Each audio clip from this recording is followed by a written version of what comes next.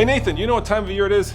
It is that time of year when we get an opportunity to tell you guys about the best cars we've driven for 2017. Yeah, and the cars that we've driven were actually pretty outstanding in some ways. So let's get right to it because number 10 on that list was certainly in that category. As a beast, it's the 2018 Jeep Grand Cherokee Trackhawk. 707 horsepower, 0 to 60 in 3.5 seconds. And what makes that car so special? All-wheel drive and a big engine and more attitude than you possibly will ever need. Yeah, there are two kind of mosts that Jeep has. It's the most expensive Jeep ever because the one we tested was $35 short of 100K. Yeah. And it is, of course, the most powerful, making it the fastest Jeep ever. Yeah, Jeep says that it'll do 0 to 60 in 3.5 seconds. It's just one of these vehicles that comes along once in a while that makes no sense, but man, it puts a huge smile on your face. Let's get to number 9 because this is one that all of us were not expecting to enjoy, and that is the brand new Chevy Volt. Yeah, that puts a huge smile in your wallet. Yeah. Well, I mean, look at it this way. Electric cars are coming. We all know they are. I've recently learned to accept them and start to appreciate what they actually are. And recently we had an opportunity to put that car up against a GTI, and the results were very interesting.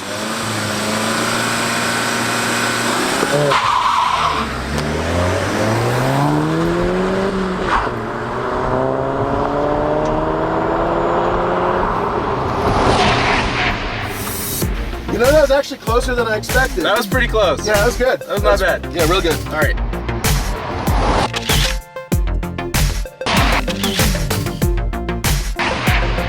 Chevy was the first one to come out with the Volt. Over 200 miles of range. Actually, realistically, you're looking at like 240 miles. Yeah. You know, a pretty good charging time. The new Leaf is coming in. Of course, everybody is all over the moon about the Model 3, Yeah. the Tesla. But, you know, if the Volt had a Tesla name on the back, I think it would be selling like hotcakes. Number 8 is my choice, and Roman and I went a little bit back and forth on this, but I have a really good reason. It's the brand new Hyundai Elantra GT Sport. Now that is the Hyundai Elantra hatchback basically with the sport trim, which gives you an independent rear suspension, a beefy engine that puts out 201 horsepower, great manual transmissions available, and they also have a dual clutch available. And it is a bargain, and it's so much fun. It can compete with like the Civic Si, but it's a lot cheaper and it's a lot more utilitarian, and it's just a blast to drive. All right, Nathan, number 7 is a car that I recently drove at Lime Rock. It's the Audi TTRS, which is a 5-cylinder turbo that puts out 400 horsepower and is expensive. But it's very tossable, it's very fun to drive, and I think it's very sexy. And best of all, for us here in Colorado, it's all-wheel drive. Yeah, I've heard a lot of good things about the car. Unfortunately, I didn't get a chance to drive it, but he did. And I actually think it's kind of good looking too.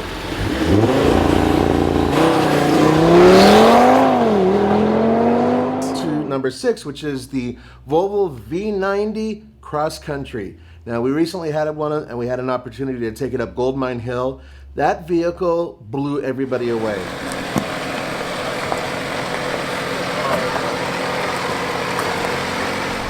The exterior is sexy, the interior is beautiful, the power is fantastic.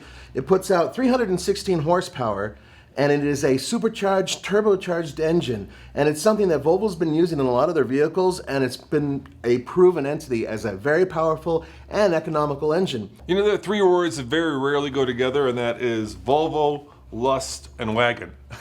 And yet, somehow, those 3 words are combined in one sexy, beautiful car. Now this next car, neither of us drove, so you're gonna have to go and click on the link above to watch Andre's review of the MercedesAMG GT Roadster. But you know, he still has a smile on his face to this day that he has not been able to wipe off since he got back from Phoenix from driving that thing. Yeah, I'll wipe something on it. Getting to drive that car, not us. Ugh, that is a beautiful car. And when he got back, he was like an inch taller, and he was hopping around like a rabbit. I don't know how they say rabbit. So I got in a big argument with him about something, and he was right and I was wrong. Which is? Which is that that's a mid-engine sports car. Yeah, that's because of the engine sits far back from the, Yeah, so I always thought a mid-engine sports car is like a Ferrari where the engine's behind you, but in this car, the engine is actually so far back in the chassis that it makes it a mid-engine sports car, which seems wrong, but that's what it is, dude.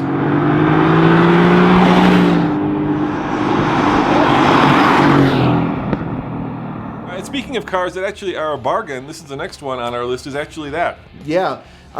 This is a vehicle that really appeals to Andre and I, not so much to Roman. And the reason why is because it's a 7-passenger vehicle. Yes. And that is the Dodge Durango SRT, which all of us have had a chance now to drive at least a little bit. 475 horsepower in a 7-passenger crossover slash wagon slash SUV thing. It is just a really good crossover SUV that has amazing power and really good on-road dynamics for what it is. Yeah, and right now it's got that whole market segment to itself, which is badass family haulers for the most part. The Ford Explorer Sport is one of the few vehicles that kind of sort of competes with it, but in terms of its visceral feel, in terms of its looks and sound, it's in a league completely on its own. Let's move on to our number 3 choice, which is the Honda Civic Type R. Puts out 306 horsepower. It is considered by many to be the finest front-wheel drive sport fun car built. Yeah, I got to drive that on a track, and I got to drive it on the road, and it is a hoot to drive. They've actually done something which I thought was actually undoable. They've completely eliminated torque steer. Which is crazy. I've driven so many powerful front drive cars that it's hard for me to actually imagine the fact that this car doesn't pull you in one direction or the other. Now, the rub on that car, of course, is it's very boyhood racy, right? So it's got all kinds of fins and airflow gadgets, and we would look stupid driving that car because we're old men, as many of you pointed out. But we have guys like Tommy and Mike who could drive that car and get away with it. I mean, once they get past using crayons and everything else, they can actually get in the car and drive the car, enjoy the car, and not look completely stupid in it. But it is as close as you're going to get to a track-worthy Civic. And all you guys who tune Civics out there, now there's one from the factory.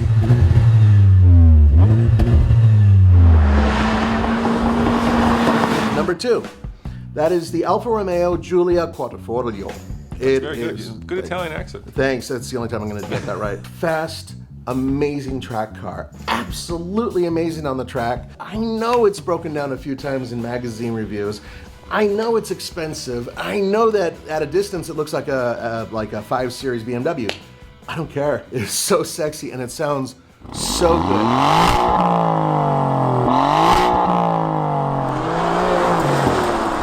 We took it on the track. Yep. Paul thought it was a little darty. Yeah, he wasn't as thrilled with it as I expected him to be. You know, my take on that vehicle is it's, you know, a very beautiful but high maintenance kind of car. Italian cars are like Italian food. They look good, they smell good, they taste good. Everything about them's good, and yet they're bad for you. Let's go on to number 1. Shouldn't be a surprise. Which is, of course, the 840 horsepower Dodge Demon, because when you take a car that's already crazy and you make it even more crazy, then you've got a car that is just insane. They only make 3,000 of them. Mm-hmm. They're going over sticker. We'll see if they make another round. But right now they're saying that they're a limited edition. I got to drive it on the track. It's one of those cars where your face goes like that. It finally gave the Hellcat, right, enough tire that it actually hooks up.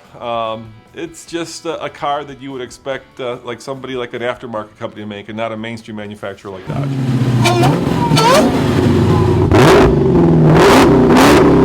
Because we always like to do a bonus, and the bonus, of course, has to be the best car that we've driven all year, which is the Pontiac Aztek with a K.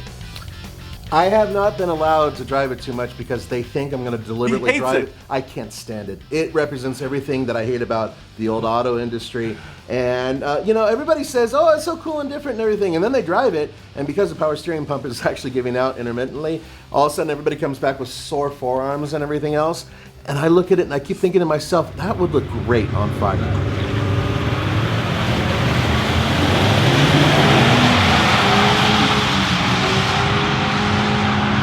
Looks of it actually can sterilize a man. So he's not looking for kids in the future, but I worry about the young guys who do drive that van often, Michael and Tommy, who for some reason adore it. All right, so, I'll give you this. You're not going to get, you know what? It is rolling birth control, without a doubt. All right, guys. Well, thanks for watching. On that note, I think we say goodbye. And if you have any suggestions for cars that we missed, please put them in the comments below. As always, this is Roman and Nathan saying check out TFLcar.com for more news, views, and real-world reviews. Ciao. Death to Aztec!